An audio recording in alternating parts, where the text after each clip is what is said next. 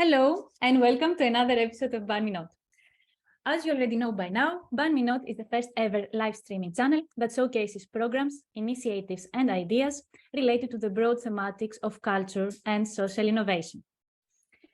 And the team behind the channel consists of Evangelia, Maro, Nikos, and me, the second Maro. All of us are cultural heritage managers and members of Bosch Alumni Network, which is the supporter in this endeavor. Today, Nikos and me are your hosts, with the rest of the team working behind the cameras. Let's quickly remember some guidelines that apply to our channel. You are watching us live with a delay, more or less 5 seconds, depending on your internet connection. This meaning you can interact with us in real time through the chat. And please do interact with us. We want to hear from you. So you can write questions, you can write comments, you can write whatever comes to your mind. We will read and then we will answer. Obviously, rules of common courtesy apply. People who are offensive to others in any way will be banned from the channel.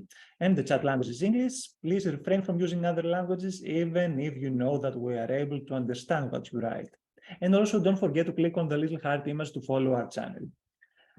Before we start, a quick announcement from our friends in Europa Nostra. Remember from our first episode, there will be an online webinar on how to prepare and submit an application to the Europa Nostra Awards this Monday, 7th of November, 6 to 7 Central European Time. If you plan to make an application, attend by all means. The deadline is the 25th of November. Okay, now we are already on the 5th episode of our show, and today we are joined by 3 ladies who work on making our society a little bit better, a bit more equal for everybody to participate. In particular, with us today we have Maria from People Behind, Dimitra from Eyes of Light, and Christina from Offstream. Thank you all for being together here with us. Yes, thank you so much. But now let's delve into the details that make all those organizations so special. And let's start with Maria and People Behind. Maria is the co-founder of People Behind, where she works as a communication and fundraising manager. She is also responsible for the networking activities of the organization. So, Maria, what exactly is the scope of your organization and why is it called People Behind? So hello from me and from People Behind NGO. We are a quite small team. We were founded in 2017.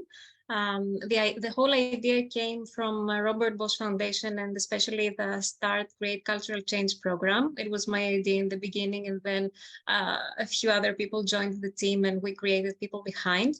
Our mission is to empower and activate older people, and especially people over 65 plus.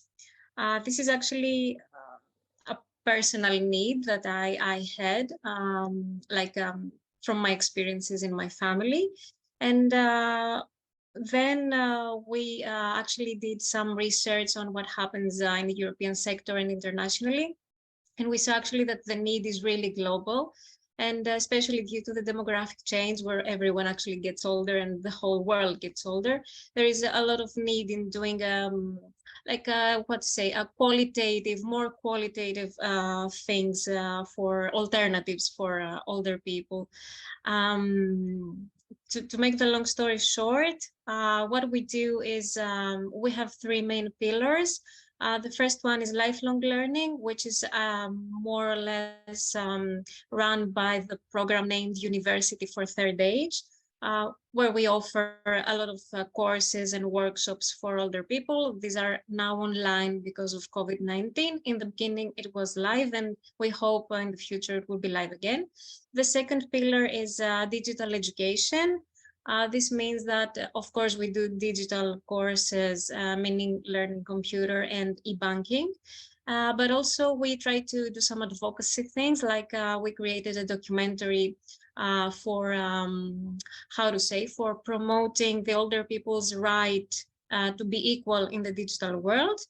And finally, the third sector that we're in the beginning, it's our first steps there, is to deal with gender-based violence in older age. meaning women victims of abuse. This is a quite new sector for us, but it's a quite new sector for Greece as well, because there is not so much research on this part. So we have some difficulties in finding what the actual need is there.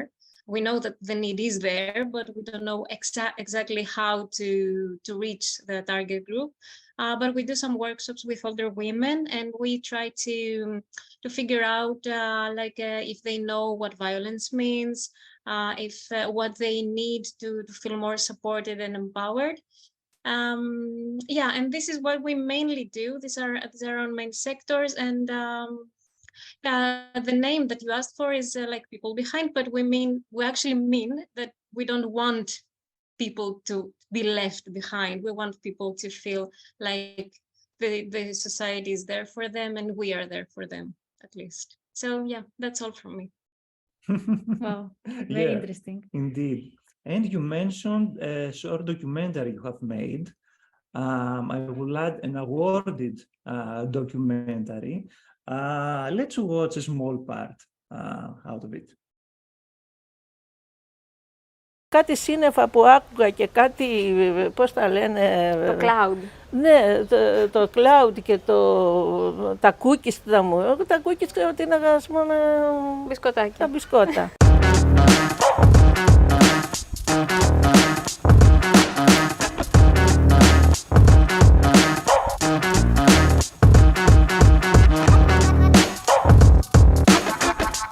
Σκηνή 1, νούμερο 1.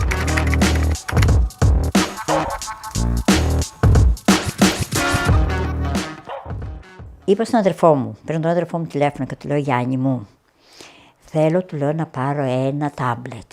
Πραγματικά μου το έφερε εδώ πέρα, μου είχε φτιάξει όλα το Facebook, όχι δεν μου είχε φτιάξει, μετά μου το έφτιαξε ο ανιψιός μου.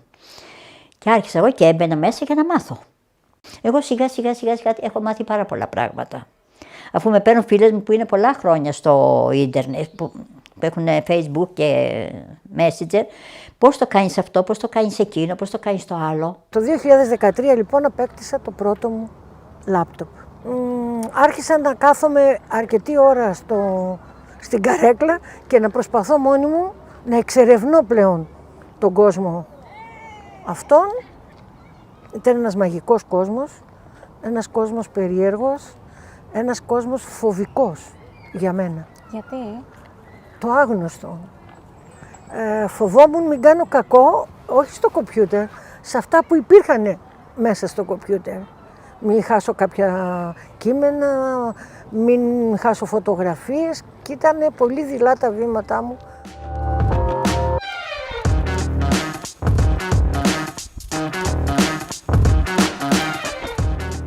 Είχαμε πάει στο διαβίου μάθηση σε ένα ΕΠΑΛ, ήταν εδώ κάπου και μάθαμε. Με το αυτό, μάθαμε λίγα πραγματάκια. Από εκεί ξεκινήσαμε και μετά μόνοι μας, πιο πολύ.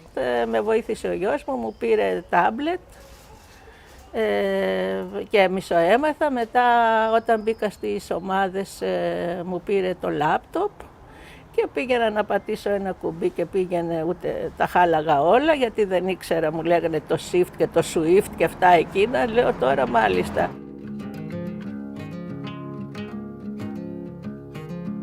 Ας μιλήσουμε λοιπόν για το shift, που τόσο πολύ δυσκολεύτηκε να μάθει η κυρία Ουρανία. Την μετατροπή δηλαδή. Το πέρασμα από έναν κόσμο αναλογικό, που οι καλημέρες λέγονταν στις γειτονιές και τα μπαλκόνια, σε έναν κόσμο ψηφιακό, που οι καλημέρες γράφονται και συχνά συνοδεύονται από emoticons ή και αυτοκόλλητα. Σε αυτόν τον κόσμο σίγουρα έχουν θέσει τα άτομα μεγαλύτερης ηλικίας. Ή μήπως όχι.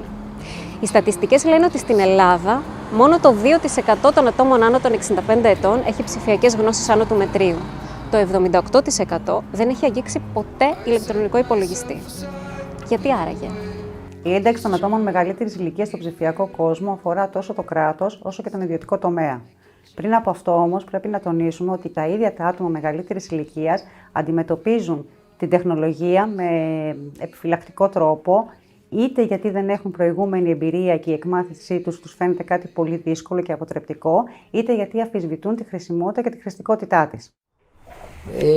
Βγήκε μια ανακοίνωση ότι μπορούν να πάνε να κάνουν μαθήματα σε κάποιες άλλες λέσχες που υπήρχε ο χώρος και ο χρόνος και ο εκπαιδευτής, και η υποδομή, γιατί έπρεπε να έχουν πολλούς υπολογιστές μαζί.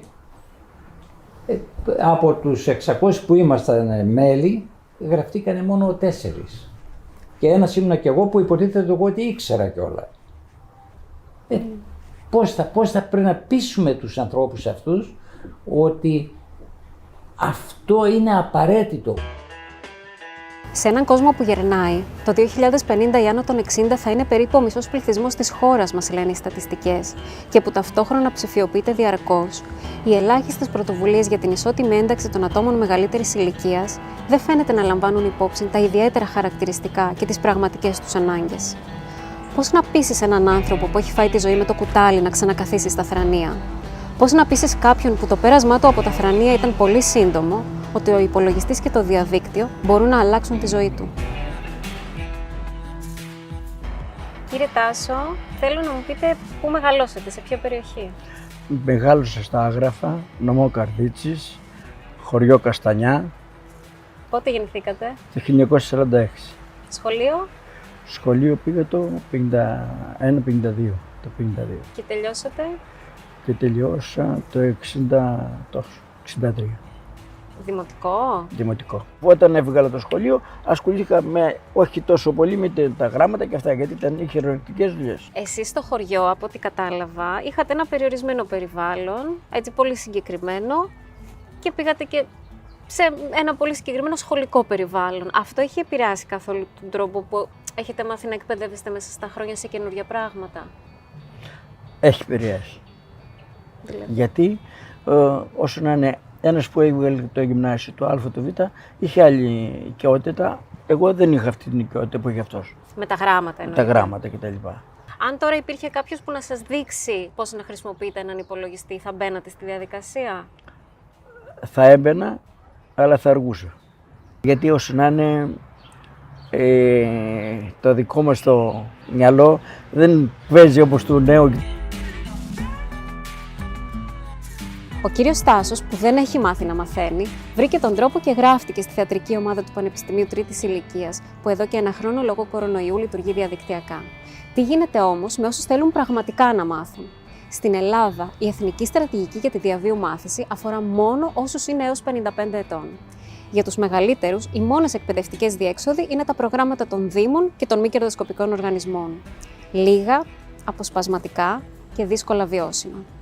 Προγράμματα που κατά κύριο λόγο βασίζονται στην καλή πρόθεση διοργανωτών και εκπαιδευτών και λιγότερο στην εμπειρία, μιας και το φαινόμενο και η ανάγκη του ψηφιακού αλφαβητισμού των ατόμων άνω των 65 ετών είναι ένα σχετικά νέο φαινόμενο στην Ελλάδα. Έκανα και μαθήματα με το People Behind, μπήκα μέσα εκεί. Σε εμάς? Σε εσάς, βέβαια, σε εσάς, και τα έκανα και 2 φορές. Γιατί τα κάνατε 2 φορές? Γιατί στην αρχή τα άκουγα και έλεγα τώρα τι γίνεται, δηλαδή ειλικρινά τα άκουγα και δεν καταλάβαινα τίποτα, γιατί μόλις το είχα πάρει το λάπτοπ. Και ο δάσκαλος έλεγε πατάτε εκείνο, το ψάχνα. Μετά την επόμενη χρονιά κατάλαβα το βελάκι που μας έδειξε. Το βελάκι. Τώρα πού τα βλέπουν αυτοί, που τα λένε, αλλά ντρεπόμουν στην αρχή και το μάθημα να σταματήσω, αλλά έτσι αισθανόμουν άσχημα μα ρώταγα. Η ανασφάλεια του αγνώστου, όπως είναι η τεχνολογία, προκαλεί πάρα πολύ μεγάλο άγχος σε μια μερίδα ατόμων όταν δεν τους είναι γνωστό πώς να τη χρησιμοποιήσουν. Από εκεί και πέρα όμως μπορούμε αυτά τα αρνητικά συναισθήματα να τα αντικαταστήσουμε ένα θετικό όταν ζητάνε βοήθεια από κάποιον γνωστό τους, από τους οικείους τους ή όταν λαμβάνουν την κατάλληλη εκπαίδευση. Τότε αυτό τους βοηθά να έχουν και το σχετίζεστε και φυσικά να δημιουργείται και η πλαστικότητα στον εγκέφαλο που δημιουργεί πολύ καλά μονοπάτια. Okay, so this was just a small part of the documentary. If you want to watch the whole thing, you can visit the YouTube channel of People Behind and find the video. Maria, how is it called? It's called Hug 65 Plus, or in Greek, μια αγκαλιά για την τρίτη ηλικία. Excellent. So, Maria, could you please elaborate about what is the University for Third Age? What do you do? What do you do there? The University for Third Age is actually our main program. This is an initiative that it's not our idea. It's an idea that happens in Europe since the 70s. It began in France, and then it went to England, and then in the whole world. There are actually two forms of the University of Third Age, I mean, globally. One form is the French model, which works like exactly as the universities. Older people go to the university different hours from the normal students, and they do some classes and courses. And the other model is the English model, which is more like peer-to-peer, that like older people who have a skill or they know something that they want to share to other people, they form groups, and they do this kind of sharing of experience with other people from their communities. Our model is like a mix of these two models, because this is what we thought it would work for Greek older people. We have like facilitators for workshops, but also some older people as well, if they want to share an experience or something that they think they know. Of course, we do some small groups for them as well.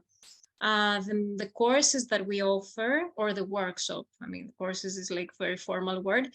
The workshops are based on our experience on what they actually want. We also ask them every year what they want for next year, but also it's based on the international experience, and especially the European experience, on the main directions of Europe about active and healthy aging. So the main workshops are computers, social media, e-banking, history, philosophy, history of art, theater, drama, literature, and some other that I don't remember now, a gym, cooking. Yeah, I think more or less this is the idea. Nikos is also an instructor, both for yeah, maybe you have some experience to share. It's fun, actually. The main goal for this program for the University for Third Age is like for them to have fun and have some like, you know, older people here, they don't have so many things to do. So we offer them some alternatives for them to do something. So we want this 1 or 2 hours of the courses to be for them like a happy hour. So the first reason that we do this is for them to be happy and to socialize. And secondly, of course, to learn something new, like, for example, technology. Okay, but I guess this is not very easy for them. I mean, what kind of difficulties do they face, the elderly people? You mean difficulties depending on the technology part? Sorry, I lost you. I don't hear you.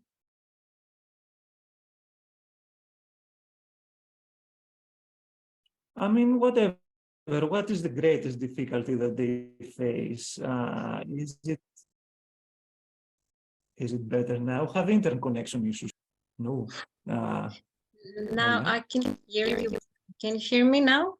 I can't hear you now. Okay. But can you repeat? Like, yeah. difficulty? I mean, Yeah. what is the greatest difficulty that seniors may face while attending class? It could be, I mean, the technology, but it could be something really different. I don't know. What does your experience tell you?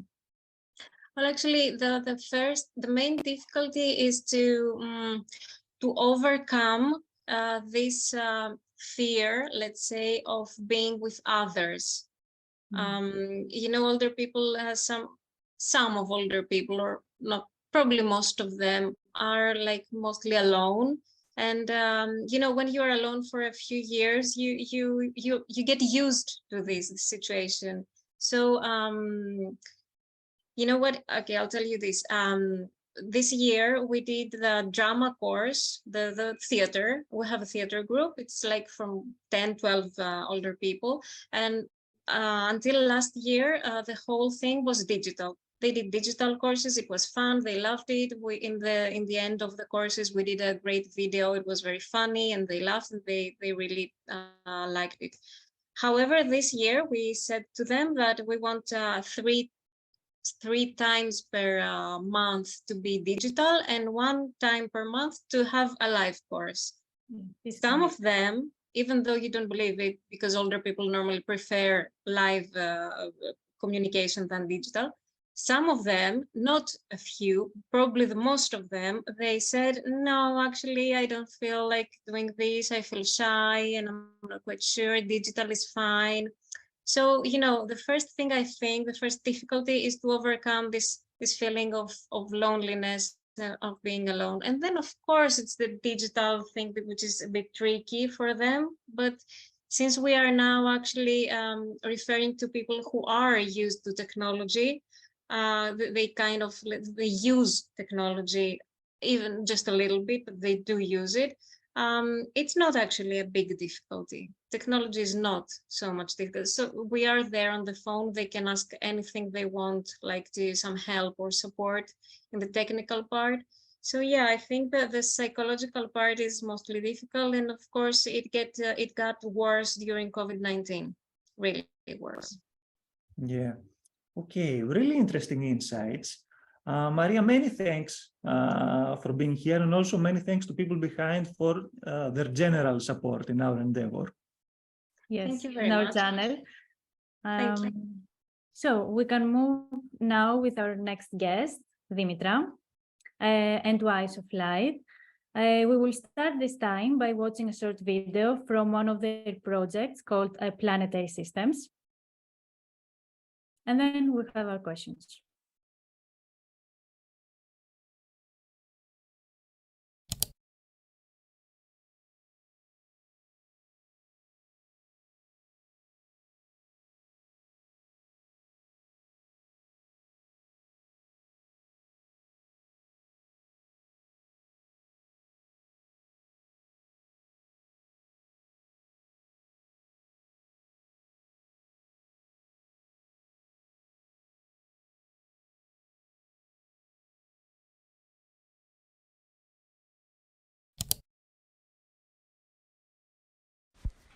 Γεια σας.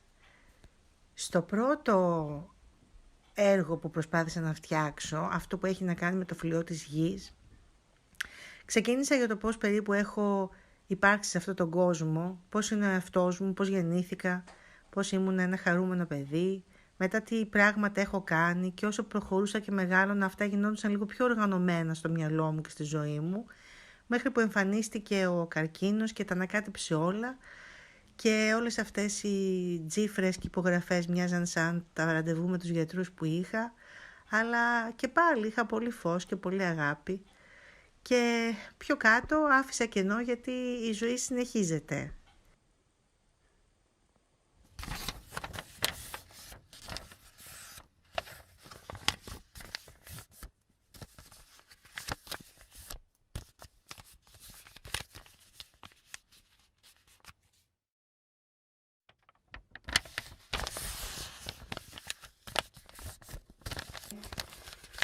Το έργο μου ολοκληρώθηκε όχι όπως θα ήθελα, αλλά όπως βγήκε. Ήθελα να είναι κάτι που να στέκεται. Σαν ένα μπούστο, και έχω βάλει κάποια κενά και κάποιους συνδετήρες που αντιπροσωπεύουν το δικό μου το σώμα και τις στομές μου. Είναι πολύχρωμος, με σκοτεινές και φωτεινές πλευρές. Όπως ακριβώς νομίζω είμαστε όλες, ειδικά αυτό το καιρό που ήταν πολύ δύσκολο.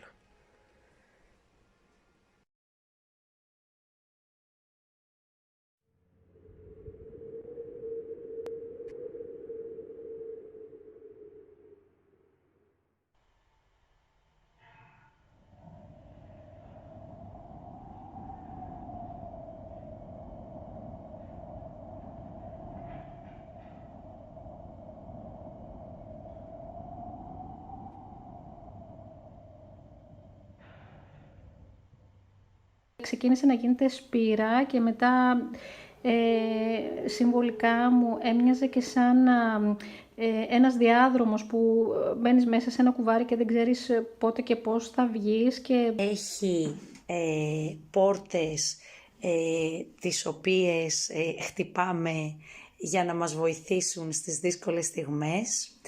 Έχει μία σκάλα που ανεβαίνει σε μία κατασκευή που έχει κίνηση και περιστροφή, καθώς και αυτούς εδώ τους ανεμόμυλους που συμβολίζουν την αγάπη, τη χαρά και την ελευθερία.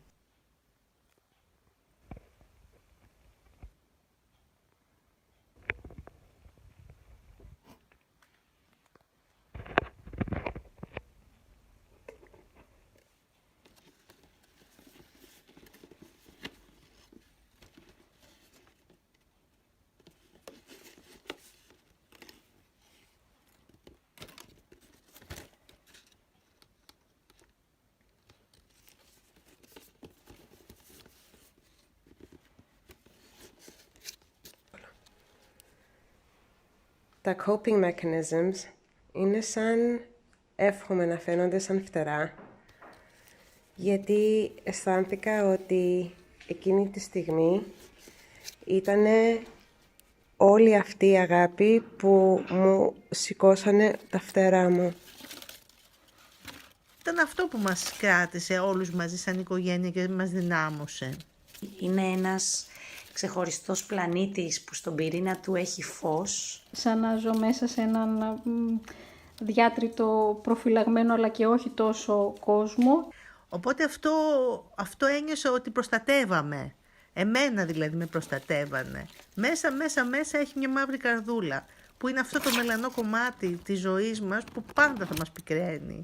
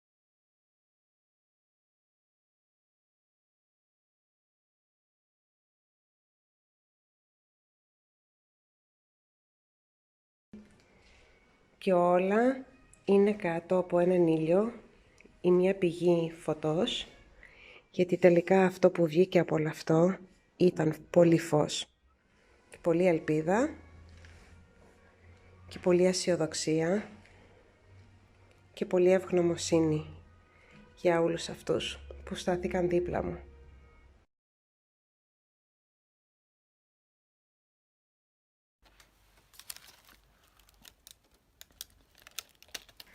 Για να τα συνδέσω αυτά τα τρία, έκανα το καλλιδοσκόπιο.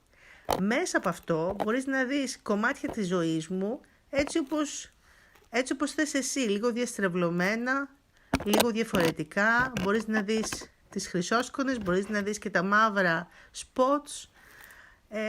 Είμαστε πολύ διαφορετικοί ανάλογα με το πώς θέλουν οι άλλοι να μας δουν. Και νομίζω κάπως έτσι κλείνει αυτός ο κύκλος για μένα.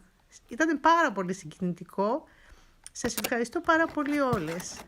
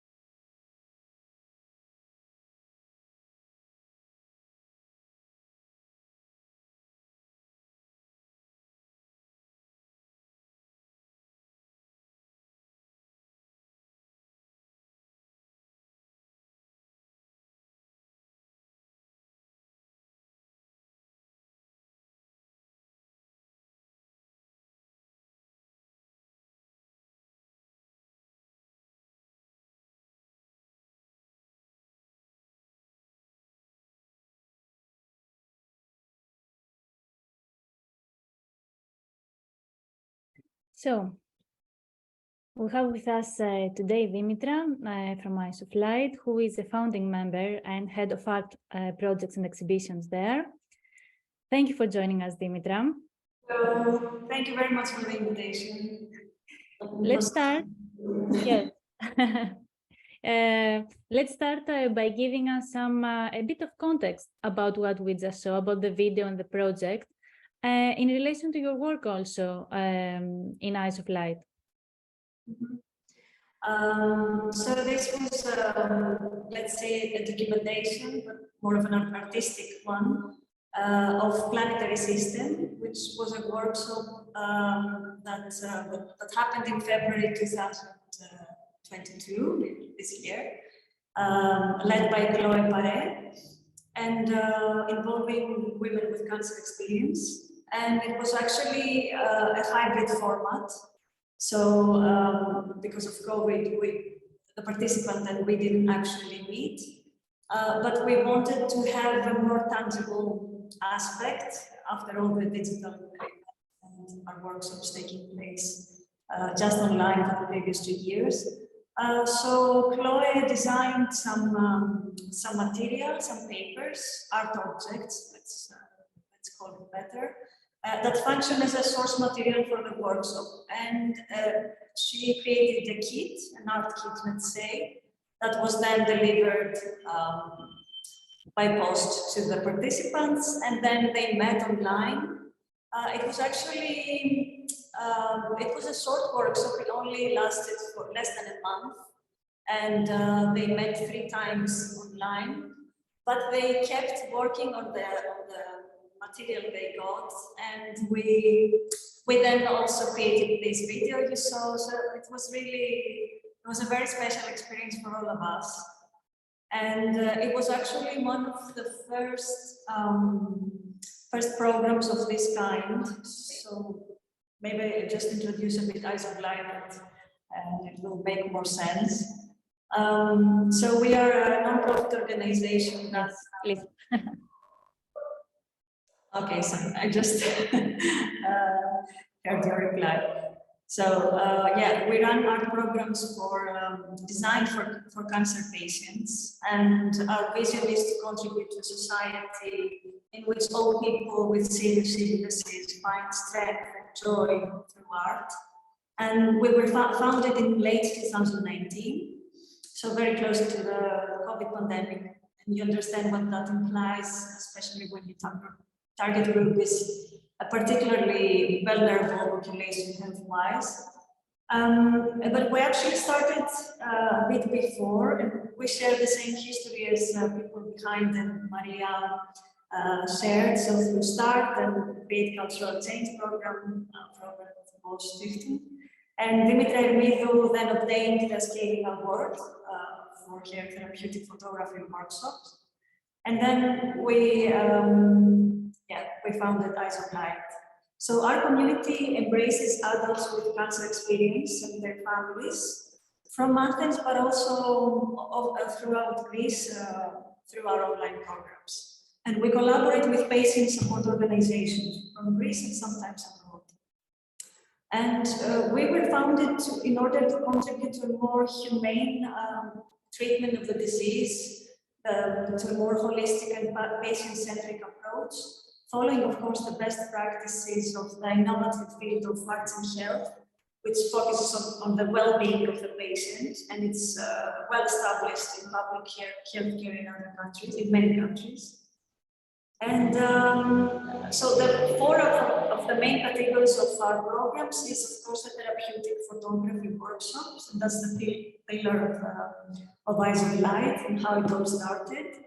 And therapeutic photography, very briefly, it's a mixed technique of creative activities through the medium of artistic photography, which also combines activities that promote self-expression, mindfulness, storytelling, improvisation, and even kinesthetic activities, especially when the group meets in real life. And it cultivates a very strong sense of belonging also. That's the one pillar, and then we have the participatory art projects. So the Planetary System you just watched falls under this category. It was actually the first program that we run, so it's a young category, but really exciting one. We are now our third, and we collaborate with visual artists, and we co-design a workshop, an intervention, an exhibition, an installation, whatever. Most recently, we were designing a comic for women with cancer experience, so we collaborate with a comic artist. And very, very recently, we had another, let's say, workshop and collective installation that took place in the center of Athens, which was called The Healing Thread. And again, we invited a textile artist. She ran a series of workshops, and women with breast cancer experience came together and they stitched and weaved like small avatars or talismans, and then the artist then composed it to a collective installation that was open to the public. And this, of course, under the framework of Breast Cancer Awareness Month, which was previous week. And another pillar is a program we ran more loosely just after the pandemic, and it's called Connect with Art. It comprises of visits to exhibitions, organized visits to exhibitions, museums, and activities. And we designed this program, again, as I said, very loosely, just in order to bring our community back in contact and with art as a motivation, of course. And and then our last pillar is awareness campaigns, mostly digital, or the exhibitions that we organize when we can meet. Okay, we also do some research in the arts and health field, and we concluded a large research project just 3 months ago with a grant from the Greek Ministry of Culture. And yes, our future programs plans also include art programs within healthcare environments. So we plan to really get into the hospitals, which is something that we couldn't for the last 2 years. Wow. You really do offer a range of activities for anyone who takes the step to participate in this whole process. I'm really interested in the participants themselves. What feedback do you receive from them before and after participating in your workshops or in your art projects? Of course, it depends on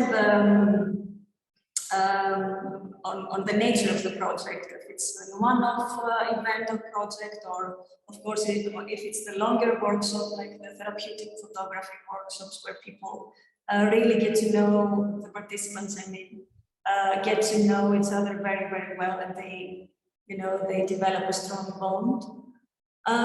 But in general, because we take a great care for evaluating our workshops and our programs, we see, of course, that in terms of psychological support, our participants they share that how their self-esteem is boosted, or how they manage difficult emotions through sharing or through creating. Even reducing, not depression or anxiety, or that's the benefits of art, as it is really demonstrated through researches and how art can really help oncology patients, not only, of course, oncology patients. And of course, it's the social aspect, which is very important. How through these activities your social functioning, let's say, somehow improved, and you can reduce isolation.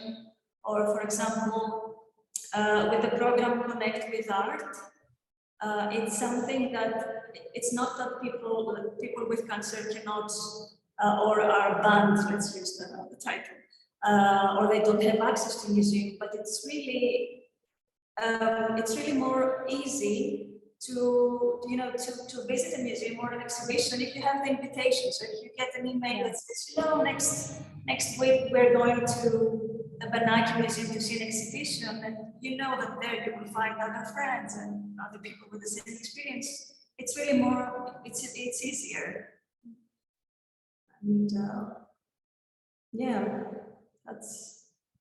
Yeah, I understand, because for everyone that's applies, that you want the invitation, as you said, you want an excuse to make that step and participate. It's exactly. And of course, most of the times, these visits or the programs in this particular pillar, I mean, it represents a specific community, so it's somehow customized when you're collaborating with museums. So of course, the motivation is even stronger. One last question is what is the let's say the reaction from the cultural professionals that welcome your participants to their space, like to the museums when they do the visit, when you explain the way you work and your audience, how do they respond and participate? Okay, for this particular program, the visits and the Connect with Art program, as I said, we didn't design it, very well in the beginning, but it was met with great enthusiasm. We really couldn't believe it. Like not only the visit, the tours that they offer, the free entrance, without negotiating. I mean, they really offer their time and of course their attention. Sometimes we also co-design a specific workshop after the visit. So yeah, it is met with great enthusiasm. It's just the beginning, so we designed properly for the next year, and yeah. Nice. No, I really find it interesting that you combine the exhibition, the art workshop, and later you continue this process and reflect on it. Thanks again, Dimitra. We have to move on with our next guest. Yeah, moving on to Offstream and Christina, and maybe her cat, or maybe not, we'll find out. But anyway, yeah. Actually, it was Kirki who, my other cat. You have two cats. Before, but you never know. Maybe Odysseus will join us too. Anyway, so Christina is one of the co-founders of Offstream, as well as a cultural manager. She is active in the fields of contemporary art and culture, and she has worked in museums, festivals, cultural institutions in Greece and abroad. So, Christina, what kinds of services regarding inclusion does Offstream provide? Okay, we have a wide range spectrum of services regarding inclusion. Our main group and focus is people with visual impairment, but also through the applications we design and the projects we design, we try to be as inclusive as possible, taking into consideration other social groups also that could be excluded by the experience of art. So what we do in Offstream, I can define three main pillars of our work. The first one is culture and art, of course, because both me and my partner, Stella Anastasaki, we have a background in arts. The second pillar is inclusion, of course, and the third pillar is education. So we combine these three fields in order to make culture more inclusive towards people with visual impairment, but also other groups, because we came to the conclusion that the inclusive applications that we design can have benefits to other social groups, such as the 65 plus people who are partially losing their sight, for instance. So yes, very briefly, this is what we do. We design artistic projects that are inclusive. We design and implement inclusive systems in museum collections, including tactile representation of artworks. We also design and produce twin vision prints and catalogs. And also we do consulting regarding inclusive practices, especially in cultural institutions and spaces. And also we design and implement educational programs. Okay, then let's watch an example of what you have been talking about. We're going to watch a small video regarding a project called Mind's Eye.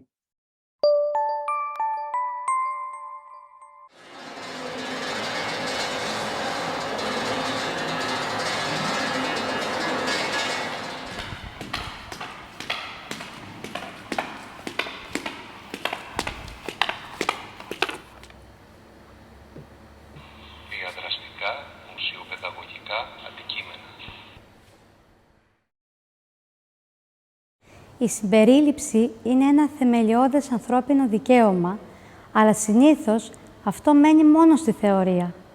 Ο πολιτισμός σήμερα επικεντρώνεται σε μεγάλο βαθμό στην εικόνα.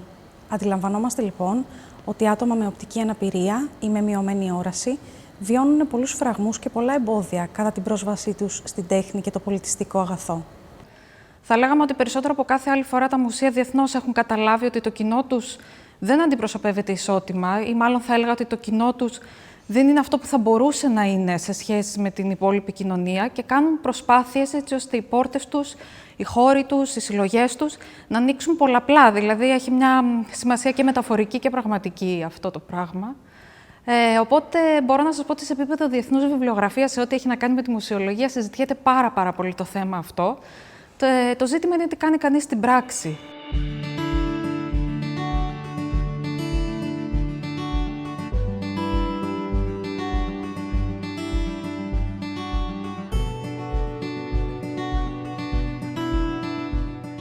Το Mind's Eye είναι μια πρωτοβουλία που φέρνει σε επαφή με την τέχνη άτομα που βιώνουν μερική ή ολική απώλεια όρασης μέσα από το σχεδιασμό, τη μελέτη και την εφαρμογή συμπεριληπτικών πρακτικών προσβασιμότητας.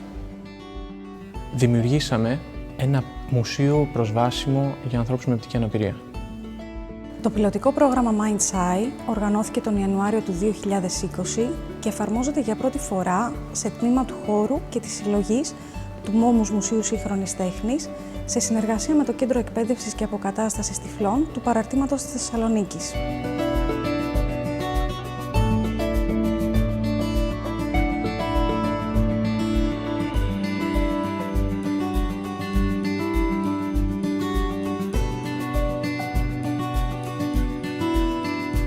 Στο πλαίσιο του προγράμματος, επαγγελματίες από διαφορετικά επιστημονικά πεδία συνέπραξαν με άτομα από την κοινότητα ατόμων με οπτική αναπηρία και ανέπτυξαν πρακτικές για την ερμηνεία των έργων τέχνης και την αυτόνομη πρόσβαση στο χώρο του μουσείου. Ξεκινήσαμε κάτι από το μηδέν και με δειλέασε πολύ το γεγονός ότι μπορώ εγώ να δώσω συμβουλές, ώστε ένα έργο τέχνης να γίνει προσβάσιμο για άτομα με αναπηρία. Και πώς μπορεί να γίνει αυτό.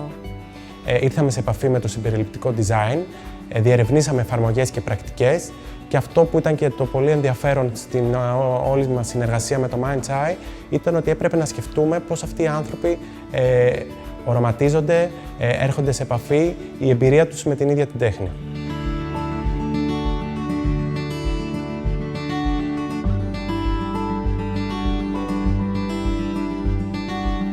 Οι πρακτικές που εφαρμόζονται ως οπτικοακουστικά βοηθήματα σε 10 έργα της μόνιμης συλλογής και σε τμήμα του χώρου του μουσείου εστιάζουν στην πρόκληση απτικών και ηχητικών ερεθισμάτων, ενεργοποιώντας το μάτι του μυαλού. Έχουν ένα πολύ μεγάλο φάσμα διαχείρισης και εκτός από απτικά ή ακουστικά τελικά δημιουργούν ένα σύνολο για τα 10 έργα που βρίσκονται και σε 2 χώρους του μουσείου μας. Εισερχόμενοι στο μουσιακό χώρο, ο οδηγός όδευσης καθοδηγεί τους επισκέπτες με λευκό μπαστούνι προς όλα τα σημεία ενδιαφέροντος και τα εκθέματα, δημιουργώντας μια διαδρομή που οδηγεί από το ένα έργο τέχνης στο άλλο με ασφάλεια. Ένα βασικό πράγμα σε εμάς που έχουμε οπτική αναπηρία είναι να νιώθουμε την ανεξαρτησία και να απολαμβάνουμε όλη αυτή την ομορφιά των συγκεκριμένων εκθεμάτων που είναι μέσα σε αυτόν τον χώρο. Για τη διευκόλυνση του προσανατολισμού και της πλοήγησης ατόμων με οπτική αναπηρία έχουν τοποθετηθεί απτικοί χάρτες στην είσοδο κάθε αίθουσας, ο καθένας από τους οποίους παρέχει κωδικοποιημένα σύμβολα που σηματοδοτούν τη θέση των εκθεμάτων και των σημείων ενδιαφέροντος του εκθεσιακού χώρου με τη δυνατότητα ακουστικής περιγραφής και κείμενα σε γραφή Braille. Στο πρόγραμμα MindSci συμμετέχω έχοντας κάνει 3 απτικούς χάρτες για να γίνει προσβάσιμο ένα μέρος του μουσείου σε οπτικά ανάπηρους επισκέπτες. Οι πληροφορίες που περιλαμβάνονται κωδικοποιημένα στους χάρτες αντιστοιχούν στις λεζάντες των εκθεμάτων, οι οποίες φέρουν κείμενο σε μεγαλογράμματη γραφή με τις πληροφορίες του έργου σε ελληνική και αγγλική γλώσσα και τη μεταγραφή τους σε ελληνική Braille γραφή. Παράλληλα, στην άνω δεξιά γωνία κάθε λεζάντας, ο χρήστης έχει τη δυνατότητα να ακούσει την ακουστική περιγραφή που έχει δημιουργηθεί για το κάθε έργο τέχνης, είτε σκανάροντας τον QR κωδικό με το κινητό τηλέφωνο, είτε μέσω συσκευής αναπαραγωγής ήχου που διατίθεται δωρεάν στην είσοδο του μουσείου. Οι ακουστικές περιγραφές είναι ένα κομμάτι πάρα πολύ σημαντικό. Νομίζω πως είναι αυτό που εξυπηρετεί τους περισσότερους. Πέρα από τα άτομα με οπτική αναπηρία, εξυπηρετεί και τους βλέποντες και νομίζω τον περισσότερο κόσμο. Πλέον στις μέρες μας τα άτομα με οπτική αναπηρία είναι εξοικειωμένα με την τεχνολογία. Εννοείται πως είναι προαπαιτούμενο να χρησιμοποιούμε το ίντερνετ, έτσι να υπάρχει κάποια σύνδεση, αλλά νομίζω ότι για μας είναι η πιο προσβάσιμη εφαρμογή, σκανάροντας δηλαδή το QR code, να έχουμε την ηχητική περιγραφή. Και για μένα ίσως το ουσιαστικό είναι ότι δεν απευθύνεται μονάχα σε ανθρώπους που μπορεί να αντιμετωπίζουν προβλήματα όρασης, αλλά στην ουσία σε όλους μας, και είναι ένας τρόπος για να συναντηθούν αυτοί οι δύο κόσμοι που είναι ένας και να έχουμε μια ολιστική εμπειρία σε ένα περιβάλλον συνάντησης όπως είναι το Μόμους. Οι διαφορετικές μέθοδοι απτικής απεικόνησης των έργων τέχνης επιλέχθηκαν με σκοπό να δοκιμαστούν οι δυνατότητες του κάθε μέσου αναπαραγωγής και να εξαχθούν χρήσιμα συμπεράσματα σχετικά με την καταλληλότητά τους, τις δυνατότητες ανάδειξης διαφορετικών ποιοτήτων, το χρόνο, ακόμα και το κόστος της αναπαραγωγής τους.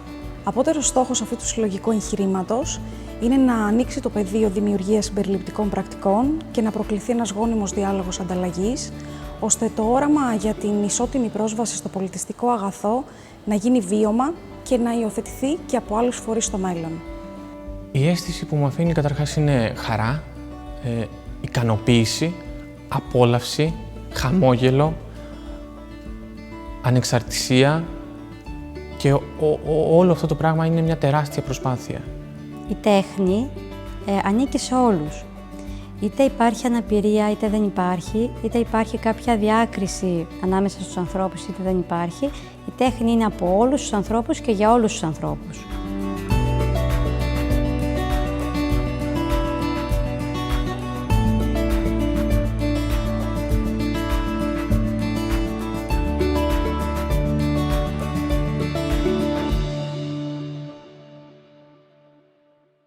Okay, this was impressive. I mean, lots of impressive stuff happening here today.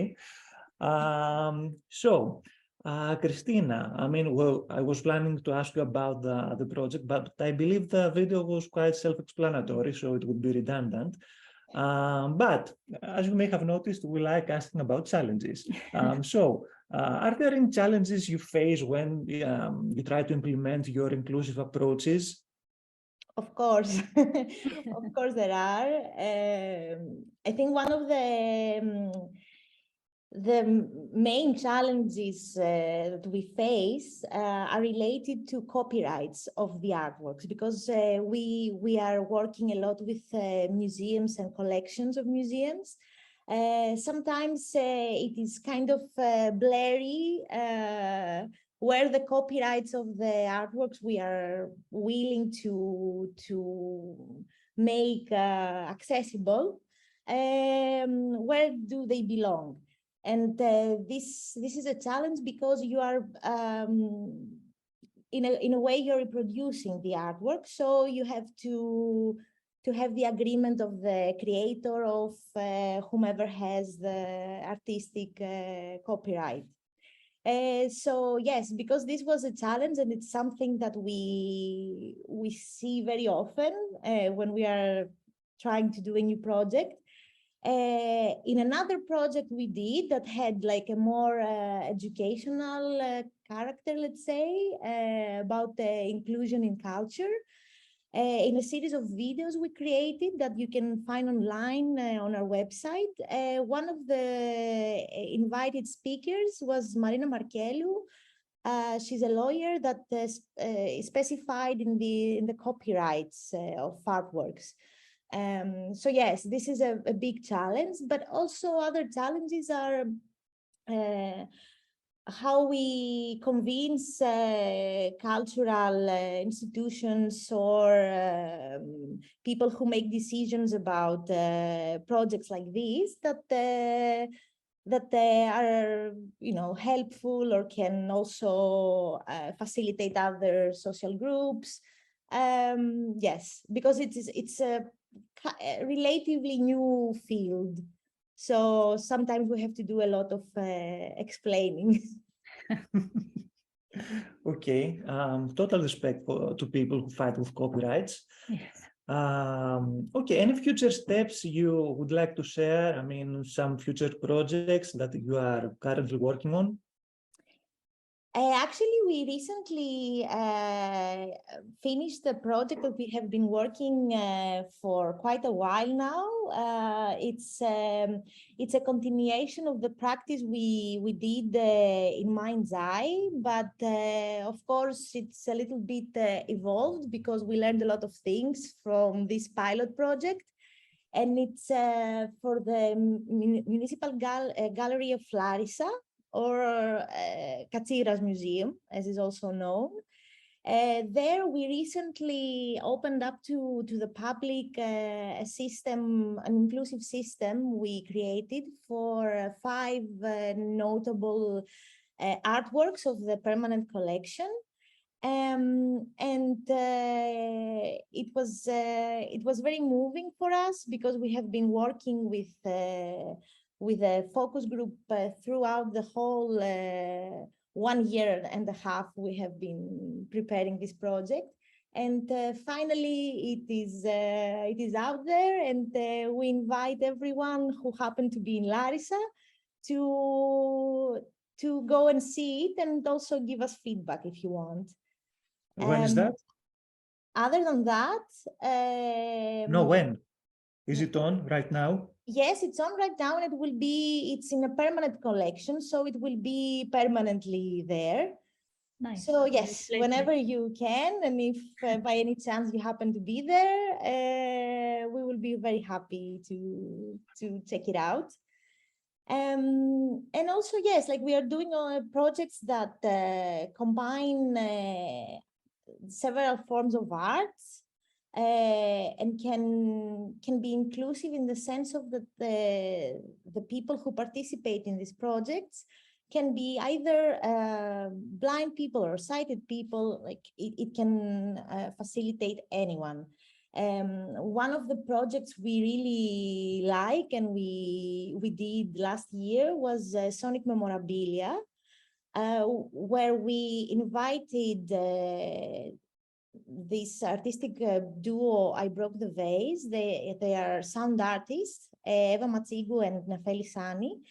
And together we did a series of workshops with people who have some visual impairment and people who are sighted in order to create field recordings and audio clips or poems or whatever they wanted.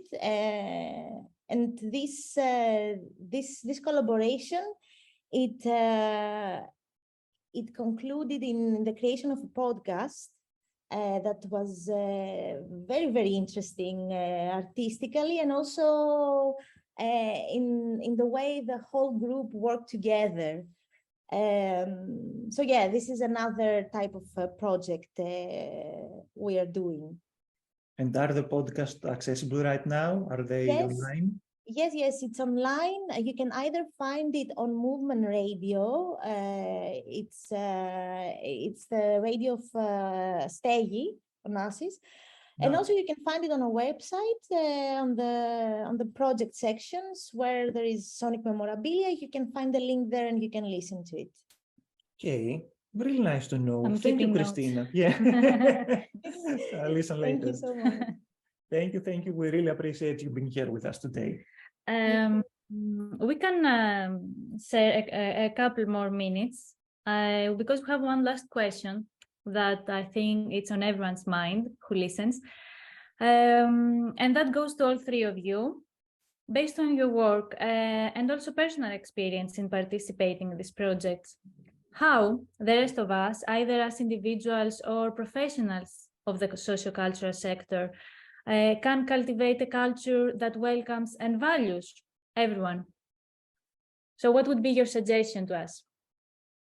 Let's start with Maria. Okay, interesting question, difficult answer. Actually, I would say something more general, but actually it's the most difficult thing, I guess.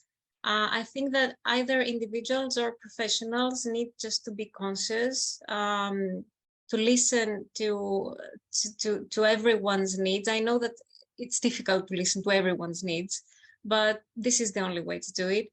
To learn. If we don't know something, just ask and learn something about it, and care for the person who lives next door, because the person next door might be blind, might be old, might be a child which is a victim of abuse or anything, or a woman or anything. And last but not least, I think that all of us as professionals, what we really need to do is to ask for the support of media. I mean, the media have played a crucial part in promoting lifestyles. And if we want to change the lifestyle of people right now, we need to ask from media to support inclusion, and not only our project, but inclusion as a term in general. Thank you. Very interesting points. Dimitra? Yes, ditto. But also, support us and support all the initiatives apart from the media. Participate, attend, because also this is something that needs the backup of the wider audience in society. Crowdfund also. Yes. And to actually leave some preconceived ideas behind, not you, but in general, someone, for example, in our case, might think that art is not a basic need of a cancer patient, or we shouldn't invest on something like that, but it can really make a difference. And of course, according to the other initiatives, you get the point. Yeah, thank you, Dimitra. And Christina, your take. I actually totally agree with Maria and Dimitra. These are things that I was also thinking about when it comes to this question. What I would stress a bit more, according to my experience, is that if you want to be inclusive and democratic and provide a cultural experience that is open to anyone, I think the most important is to be ready to forget what you already know and not try to impose your already shapen idea you have, because the realities out there are very different for many people. So you have, first of all, you have to be very open to learn and unlearn things you already know, so that you can, and most importantly, to also work with with groups and audience groups that you want to include, because they have to be part of the process. True. Great. Thank you also, Christina. Thank you all, actually, for being tonight here with us. We learned definitely some very interesting points. And we would like to thank anyone who joined our episode today. We hope you also get something out of this. If you have anything else to share with us, you can always find Peripatos on Facebook and Instagram, or email us at info@peripatos.net. And if you are a band member, there is always the platform that you can DM us. We will be back next week on Thursday, same time, discussing the theme of environment. Thank you all and good night. Thank you. Bye. Thank you. Thank you. Bye.